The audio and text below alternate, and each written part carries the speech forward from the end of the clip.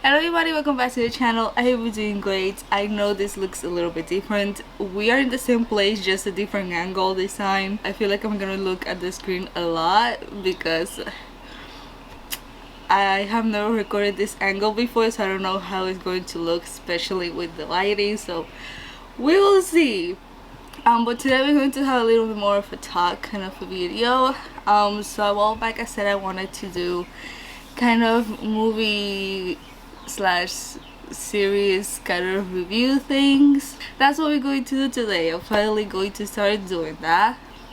This probably is going to be like once a month, twice a month, because I know it's going to take me a while to record, edit, and it's gonna be more of a longish video, so we will see how long it takes. If I look at my computer a lot, it's because I made notes, because I'm a person that forgets things very easily. The series that we're going to be talking about today is called Alice and Borderland.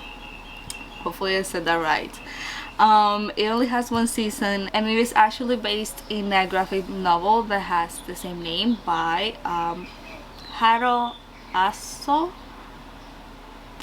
This is a Japanese series, so the names are Japanese.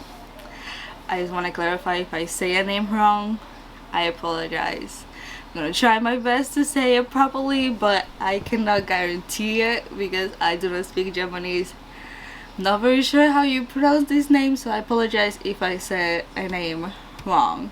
We start by meeting Arasu. He's one of the main characters of the series, and you can tell right away two things. He loves video games, and his relationship with his parents is not good. We also meet two of his friends. We meet Shota, which he's an IT technician and works in a company, and we also meet Karube, and he worked in a bar. So they are walking to the train station to meet there. They get to the train station, they talk a bit about life, what they want in life, stuff like that. They start lifting Arisu for some reason that I actually don't remember, but I know it had to do with the conversation about life. The point is, they're doing this in the busiest, I think it is one of the busiest place in Japan. It is a crosswalking place. I have it in my notes as the Shibuya crossing, but I'm not sure if that's the name of the actual place, but I will put a photo so you know where I'm talking about. But it is that place, and they're just celebrating. They forgot that it's a crosswalk. The lights turn green and they're still in the middle, so the police is like, what the hell are you doing? And they start chasing them because they're not supposed to do that. Hello, the light is green for cars to pass. So they start running and they end up hiding inside the train station in a bathroom, in a stall, essentially. Our lights turn off and then they kept back on, I think. And when they get out of the train station, there's nobody. They start running everywhere, there's nobody. There's only them. A projector kind of turns on and it's like, a game is about to begin, go this way. For some reason they decide to follow where it is. I really wouldn't do that, but they did it. And it is inside a GM building that they go, that this game is, and they get inside. There is some phones that they find there. Then we meet a woman, her name is Shibuki, and we then learn that they cannot get out of this building anymore. There's lasers. If you try to pass, you die, literally. We also see a high school student.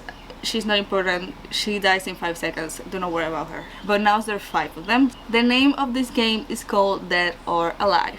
The point is, they have a time, they get in a room, they have a time limit to choose one of the doors. There's one that says leave, there's one that says die. And the point is, in the time limit, choose a door, get to the door. If it is the right one, you live. If it's not, you die. And you have to keep doing this until you're out of the building. So they're debating which one to pick, and they're like, you know what, let's pick the live door. I think it's Shibuki that says that, and they're not very sure about this. So the high school student is so just nervous that she just goes to that door, and they see her burn to death. just burn. So they're like, oh hell no, this is not a joke. They go run to the other door and they can't save to the other one, and we see that the other room just fires up. So if you don't choose a door in the time limit, you're still going to burn to death. So that's why they realize, oh, this is real. So of course they don't know what like door to pick this time, and Arisu all of a sudden is remembering the building and the car and this and that, and he's able to figure out how the building is and how many rooms there is and what door to pick so they can get out safe. So they start doing that. They get in a room that wasn't in Arisu's plan, but he kind of is able to like figure it out, and they're able to get out of the building essentially. Shota does hurt his leg. It gets burned, but he's fine. He cannot walk properly, but he's fine. He's alive. He's going to survive.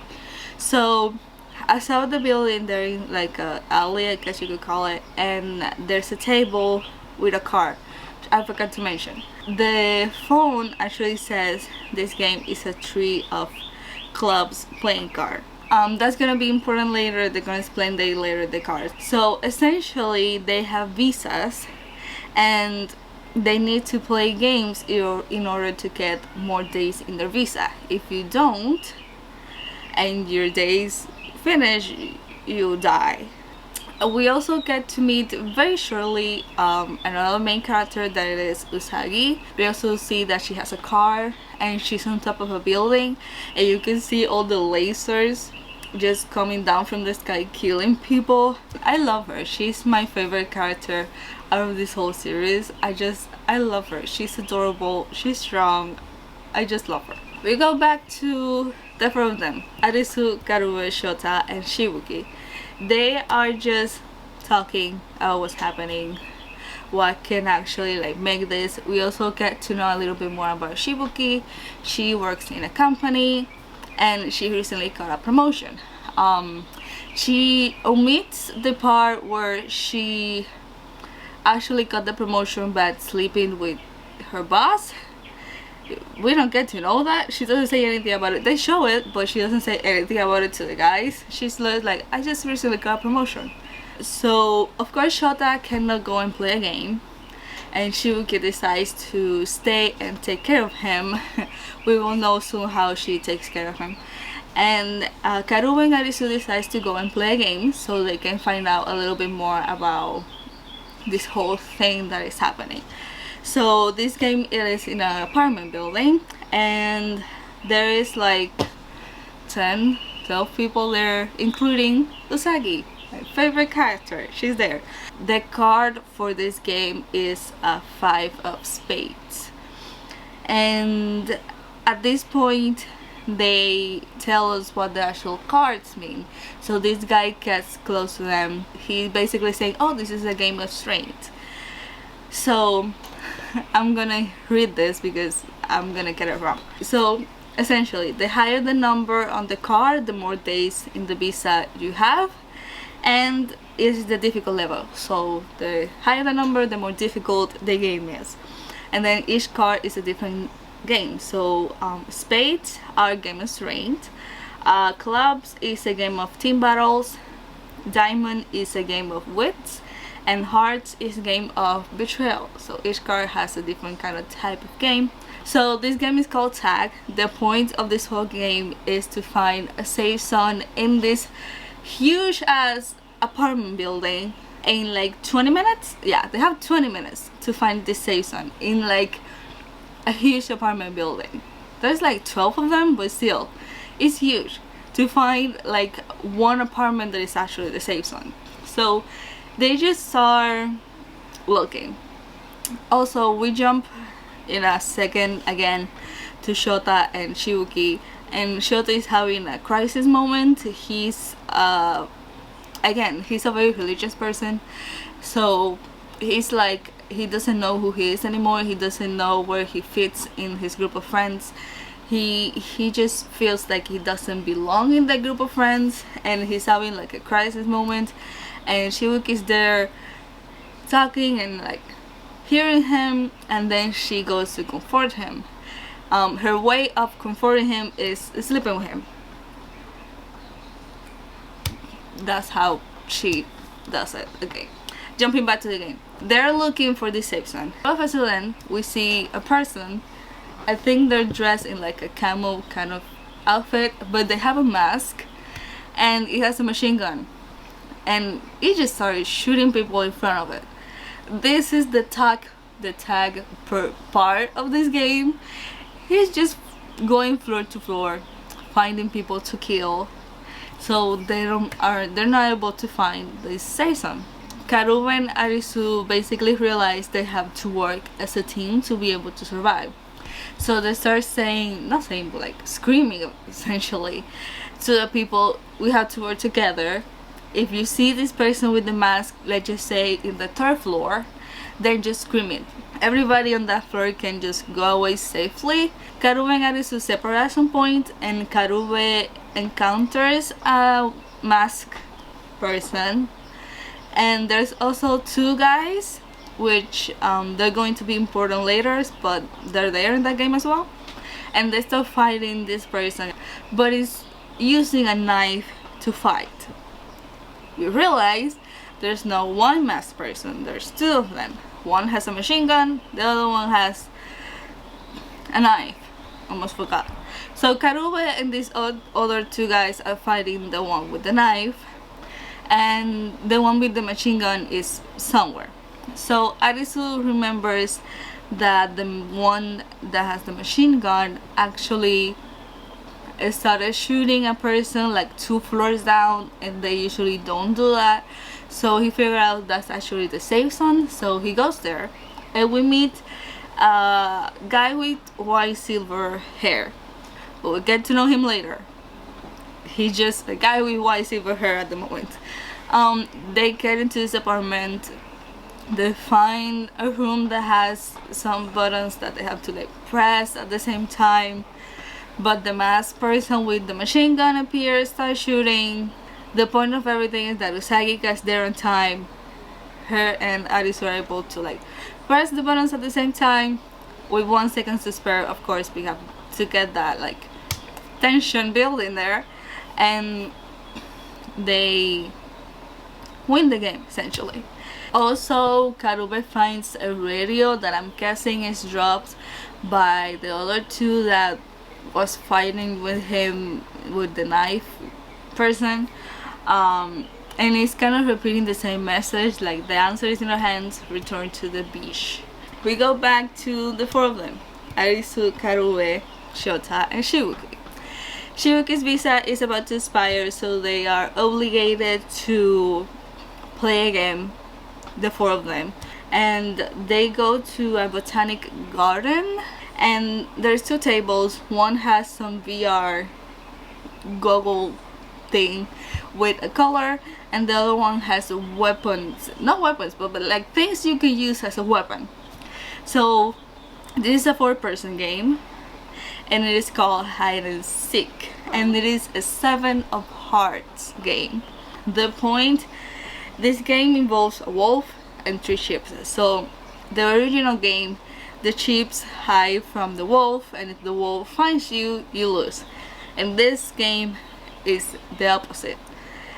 The wolf has to hide and the chips have to find the wolf, because the only one that survives is the wolf, and the the sheep people die. They have 50 minutes to be the wolf so they can survive.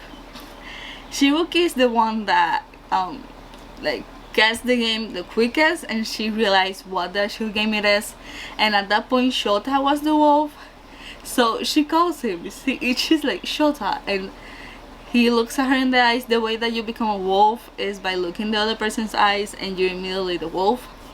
So when he does that, she becomes the wolf, and she just starts running for her life, and Karube is pissed, so he starts running, and then Arisu starts running, and then Shota is trying to run, but of course he has his leg hurt, so he can't. Karube is able to get to her, becomes the wolf for like a few seconds, but then Arisu kind of fights him, becomes the wolf, and then starts running.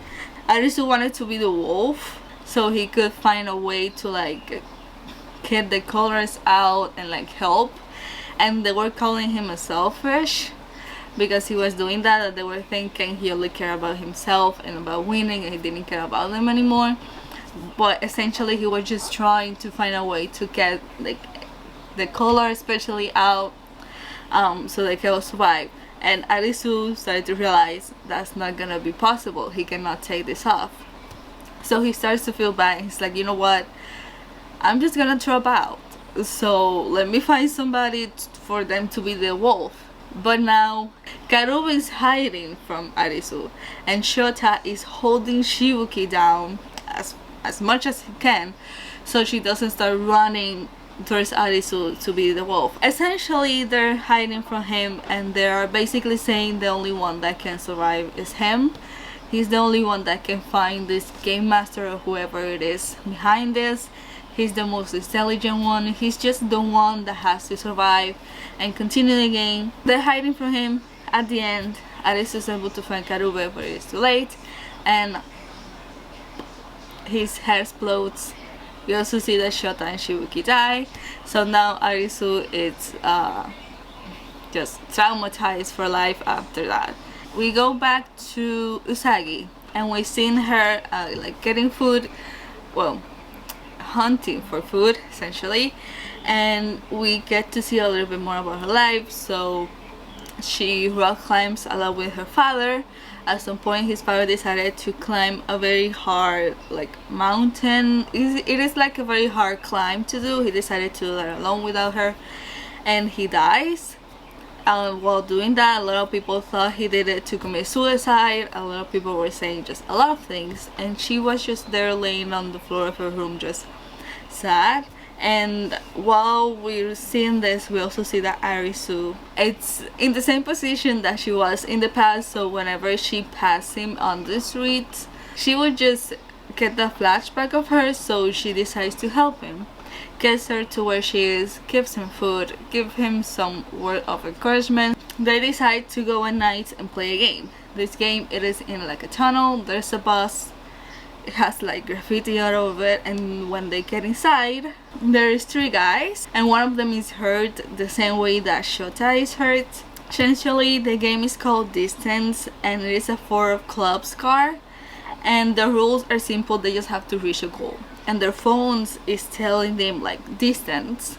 They think that the goal is most probably in the tunnel, like at the end of the tunnel. The bus doesn't have any gas, so they have to run. Of course the guy with her leg cannot run, so he decides to stay in the bus, and they start running. They see a table with water. They don't trust it that much. I wouldn't trust it either, so they just decide, Usagi decides to like share the water that she has. They keep running. They get into like a dark part of the tunnel where there's a panther. One of the guys dies, so there's now Usagi, Arisu, and one guy. They keep running, and then at some point they find a bike, and Arisu is like, hey, can we use the gas from this bike in the bus? And the guy is like, yeah, you can. So Arisu decides to run back with the bike to the bus to take the gas, use it on the bus so they can bring the guy that is hurt to the end of the tunnel, which is the goal. They think the goal is there. And Usagi and this other guy get to the end of the tunnel, but there's nothing there. It's basically closed.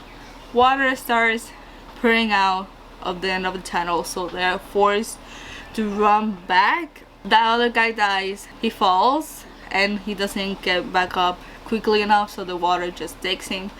Usagi's keep running. Arisu is able to use the gas and is now driving this bus to Usagi, so they're able to get her inside the bus. When Arisu is going back to the bus with the bike, he realized the goal was actually the bus. They just have to stay there in the bus because that was the goal.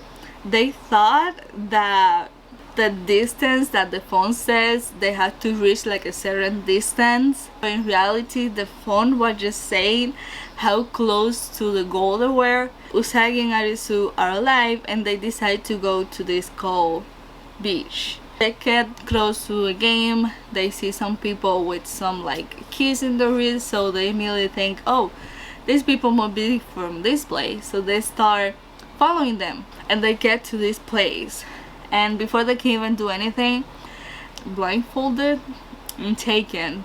Here we get to meet Hatter. I don't know if it says Hatter or Hater. He's the leader of this place. He reveals that the only way to get out of the game is by collecting all of the cards.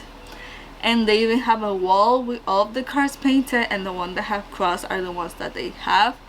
He is able to encourage these people that live on the beach to go outside, play games, and get these cards for him, so when he gets off the cards he can get out of the game. I don't know how, but he convinced these people to do that.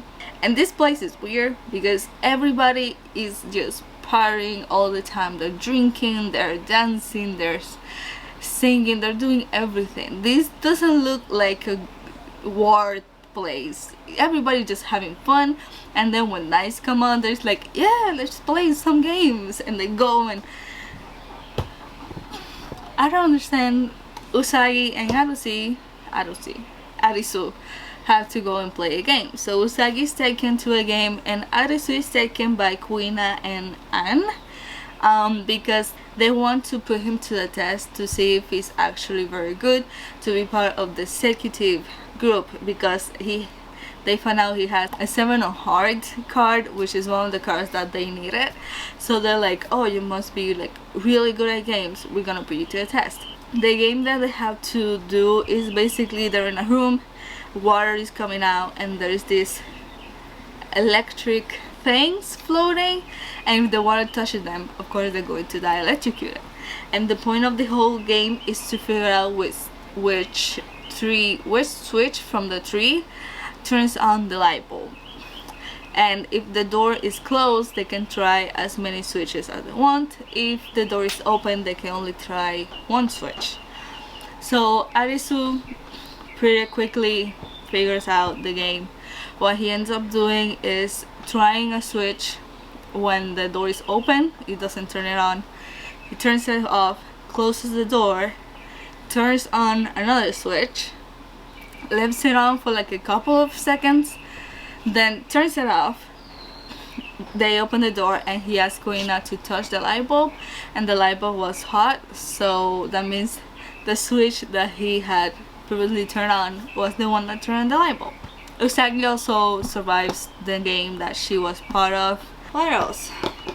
There's also these military people on the beach that are supposed to keep the beach safe, but there's a lot of tension between the military people and the executive people, because they both just wanna do different things with this place. Arisu is taken to one of the higher kind of meetings, I guess, because now he's part of the executive group, and they realize the only card that they have left is the 10 of Hearts. Hatter, whatever you say his name, decides to play a game because his visa is expiring, and he thinks he's like a god, like hero, that he doesn't die. We also figure out that, but they show us that Hatter and Aguni, which it is one of the guys that we saw in the apartment building that was fighting with Karube, he's the one that runs the military of the beach. They are both friends. Usagi and Arisu decides to ask people around. The only thing that is helpful is that they find a dumpster full of bodies, and Kuina and Shishiya, which he's the guy with white silver hair that we saw in the apartment, that is his name, find them, and they're like, oh, these people are traitors, the ones that are dead, traitors. They both start asking Arisu what he's actually doing. You know what, how about you help us? Because Shishiya wants to actually steal the cards from Hatter, and he knows he's going to be able to do that pretty soon, because he knows something is going to happen and the militaries are going to take charge fairly quickly, so he wants to use that moment to steal the cards. So Arisu is like, yeah, okay, I'm gonna help you. Hatter is dead. Hatter, I don't know how you say his name, but he's dead. He was shot and they think he died in the game, so the military is now in charge. While Aguni is giving his speech to the people, Shishiya is using this time to make Arisu go to Hatter's room and find the cards. So Arisu is able to find a safe. Shishiya gives him a password. It's wrong. By the time he figures out, Aguni with his military and even Shishiya is there. So he used Arisu to get in the room essentially, because Hatter has his cards hidden somewhere, and in an envelope he had where it was hiding the cards. And when Aguni became the one in lead, he was able to open this envelope, and by the face that he made, Shishiya was able to figure out that it was something stupid, and it was a drawing of a deer, and he didn't know what it meant, so he needed to get in the room. So he used Arisu to get in the room, so he figured out where exactly the cards were, and they were behind a painting that was a deer, and the actual safe was there. While they're just punishing Arisu in the room and trying to rape Usagi in another room, Kuina and Shishiya are actually putting their plan into work. So they get in the room, they get the cards, and they get out. Before they can actually escape with the cards, lasers start appearing in the place, and they find out that the hotel, or beach as they call it, is now a place for a game. And when they all get to the lobby, they find out that Momoka is dead, and they have to figure out who killed her. And essentially this person is the witch. She was killed by a knife. The game is called Witch Hunt, and it is a 10 of hearts card game. All of a sudden, the card that is missing is now there. We will know a little bit more about her, Momoka, in a second. Hell breaks loose in this place now, because they have 2 hours to find whoever killed Momoka, and everybody's just like, I didn't do it, I was here, I was that, I was here. Anne gets there and she's like, hey, Hatter didn't die in the game, somebody killed him, somebody shot him because there was a bullet in his head. By the way, she's a forensic kind of person in the actual life. Not the actual life, but before this whole game started. So she knows how to find evidence. That's how she found out Hatter was actually killed. Aguni appears and he doesn't give a shit. He just starts taking people.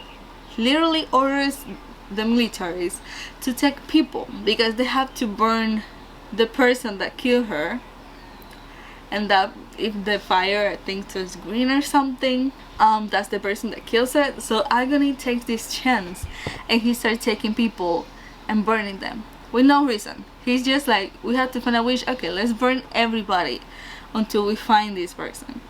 So you know that hell breaks even more, and everybody starts running like maniacs.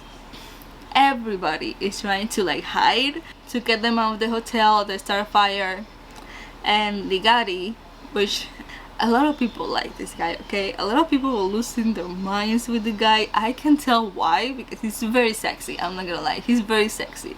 His expressions are weird, but he's very sexy. I can tell why everybody was losing their mind with this guy. But essentially he was killing people as they were going out of the hotel. He had a sniper, so he was just like killing people right there. Shishiya finds him, they have a talk. At the end, Shishiya is able to burn Higari alive with a flame gun. That's all you need to know about that part. Usagi is looking for Arisu. There's another guy in the military group that they call the last boss. He actually doesn't have a name, they just call him the last boss. There's a fighting scene between him and Kuina, and that's where we know a little bit more about both the stories. So essentially The last boss was a nobody in the world. He wrote blogs, but they didn't get that much attention. So when the whole game started, he felt like he could actually become somebody. So he got tattoos, he shaved his head, and he became this person. And Kuina was actually a boy, and she never felt as a boy. She liked makeup, so she started transitioning into a girl. His parents weren't too happy with it, so she kind of runs away from home, and her mom gets sick, so she decides to visit her at the hospital. And for the first time, the mom is seeing her as a girl, and the mom is kind of proud of her, and you know, is happy to see her. So they get this like really pretty moment of like the mom accepting Kuina as who she is. Really pretty. I was crying. But yeah, they have this fight scene between them. Kuina at the end wins. We're going to end. I promise we're going to the end. I promise. Usagi finds Arisu, is able to take him to a room, and is trying to like, it's telling him what is happening essentially. Anne figures out who kills Momoka, but before she can even say something, she's hit in the head, so she passes out. And then Arisu is thinking, and he basically figured out who the actual witch is. We see a flashback from Momoka, which is the one that is dead, and Asahi, which is another girl. They're both friends, and they're walking in the city. They are recording with their phones, and they get down to a subway, and that's the end of it. We will later figure out the rest. In the lobby, the soldiers are still killing people, burning them. Arisu and Usagi get there, and Arisu is like, hey, don't do this. He's trying to like reason with him, but it's not helping. Agony actually at some point says, I'm the witch, which is not true. You can tell it's not true. Then we figure out that Hater was actually the one that was killing people. So people that were hiding cars for him, trying to leave, things like that, he will kill them. And he started making these rules so people didn't do anything that he didn't want them to do, or hide things from him. So this is where like the killing of the traitors happening, all of that. We also get a scene of Hater going to the game, and they get together in like a place, him and Agony and Hater. They have a talk. Hater pulls a gun, and it looks like he's going to shoot him. He shots him. He shots Agony. Agony somehow doesn't get shot. He kind of avoids it somehow, and he shots Hater in the head. So essentially he was the one that killed Hater.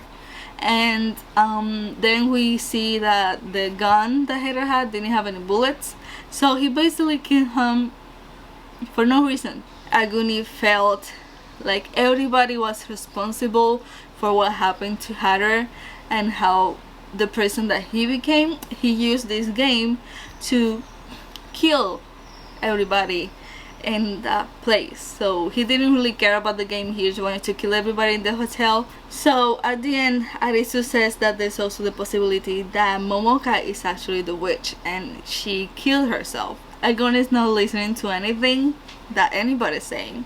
And then all of a sudden, Asahi, which is Momoka's friend, appears, and she just says, hey, I'm a dealer. And she dies. We'll get to that at the end, I promise. But she dies. And that's when Anne appears, and it's like, hey, it was a reverse grip. So instead, if I have a knife here, instead of being like this and I'm killing somebody, if I hold it like this and I do this, that's a reverse grip. So essentially she proves that Momoka actually killed herself, so she's actually the witch. So burn her body, they win the game. Arisu finds a phone that is still recording, and then Shishiya, I'm not saying his name right, I know, but him gets the card, the 10 of Hearts card. Usagi and Arisu are seeing the recording that it is on this phone that they have. So Essentially, Momoka and Asahi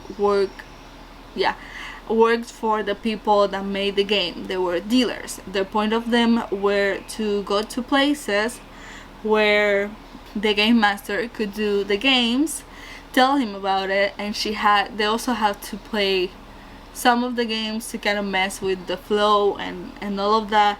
And this way they also had to get days in their visa. So they were actually working for this game master, and they felt very bad about it. We also see a big room. They also get into like a room at some point, and you can see a lot of computers and TVs and people laughing and eating popcorn while seeing people die. They were having fun. They were enjoying this. They liked this a lot. So Arisu and Usagi are able to find this place, and Shishiya and Kuina actually appear. So oh god, this is where I got pissed off. So one of the executive members in the beach was called Mira. Yeah, Mira. And you see her a couple of times, and in the last game, the witch game, she appears, but then you don't see her anymore, and you don't realize this because you're so in the game that you don't realize it. When they are in this room, the TV turns on and Mira is in the screen. She's like congratulating people of winning the game, and that she's very happy and very excited, and she feels like she has accomplished a lot of things with the game, and she's happy about the people that survived, and she has a present for everybody. It's more games. So of course these games were only cards with number. So now the games involve the letter cards. I was pissed because this explains why the beach was able to be the game. She made this place the game, and she got out before, you know, somehow. I was so pissed. So the next day appears, and you can see all these like balloons in the air that are with the cards, and the four of them are there just like, you know, getting ready to play this game. There's even fireworks. Again, this is a whole party present for them. More games.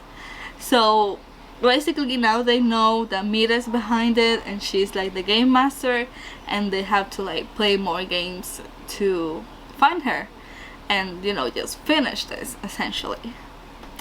And that's the end. Netflix did announce there's the second season. The release date is December of this year. Again, this is a very bloody, aggressive, strong series, so if you're a minor, do not watch it. But it is entertaining. I liked it. I enjoyed it a lot, mainly because you can see all the characters kind of growing with each episode, especially Arisu. After everything he went through with his friends and all that, he was able to get up, of course with the help of Usagi. About the second season, I really don't know what to expect. I'm guessing the games are going to be a lot more harder and a lot more bigger. So I wanted to make this video before season 2 came. But yeah, I'm excited for this season. I love it. It's everything. I hope you like this. A little bit different, but I really wanted to make this kind of videos. I have a couple more written, so hopefully I can get those recordings pretty soon, so I can keep kind of doing this video because I enjoy it. They take a long time to record, but I enjoy it. I really enjoy it, so I hope you'll do as well. Yeah, I think that's everything, so thank you so much for watching. I hope you're doing great, taking care of yourselves as always, and I will see you all on the next one for sure. So bye bye.